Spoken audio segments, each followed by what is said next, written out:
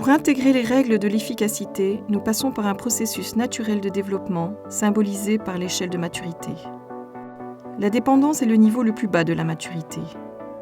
Lorsque nous sommes dépendants, nous avons besoin des autres pour prendre soin de nous, pour nous aider, pour nous donner estime de soi et sécurité.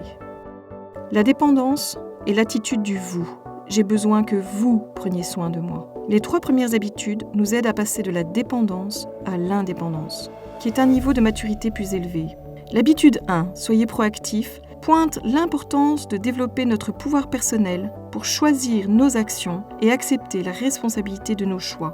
L'habitude 2, sachez dès le départ où vous voulez aller, insiste sur l'importance de définir préalablement le genre de vie que nous voulons mener. C'est créer des objectifs clairs et avoir une vision ou un plan de ce qui nous importe le plus et de ce que nous voulons être. L'habitude 3, donner la priorité aux priorités, nous pousse à planifier et à atteindre nos objectifs, de sorte que nos vies reflètent la vision que nous avons pour nous-mêmes. Apprendre et pratiquer régulièrement ces 3 premières habitudes nous aide à gagner la victoire sur nous-mêmes, en atteignant ce que nous appelons la victoire privée. Là où la dépendance est l'attitude du « vous », vous êtes responsable pour moi, l'indépendance est l'attitude du « je suis responsable de moi-même. Je peux choisir mon avenir et le réaliser. Pour être très efficace, il y a un autre niveau de maturité, l'interdépendance, qui est l'attitude du « nous ». C'est à ce niveau que nous savons collaborer avec d'autres.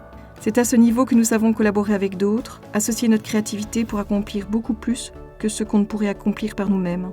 Atteindre l'interdépendance est l'objectif des habitudes 4 à 6. L'habitude 4, penser gagnant-gagnant, consiste à rechercher un bénéfice mutuel dans nos relations et interactions avec les autres. L'habitude 5, chercher d'abord à comprendre, ensuite à être compris, enseigne comment vraiment écouter les autres, afin de comprendre et de prendre en compte leurs perspectives et leurs réalités, mais aussi comment communiquer nos propres points de vue d'une façon ouverte et respectueuse.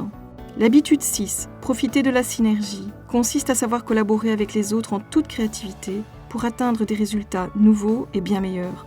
Lorsque nous pensons et agissons de façon interdépendante, nous gagnons ce qui s'appelle la victoire publique. Sans indépendance suffisante, les gens n'ont pas la force de caractère et la maîtrise de soi suffisante pour travailler de façon interdépendante avec les autres. C'est pourquoi les habitudes 1, 2 et 3 précèdent les habitudes 4, 5 et 6. Elles se concentrent sur la maîtrise de soi, sur le développement de notre force de caractère. Les victoires privées précèdent les victoires publiques. L'habitude 7, aiguiser vos facultés, englobe toutes les autres habitudes. C'est l'habitude du développement continu.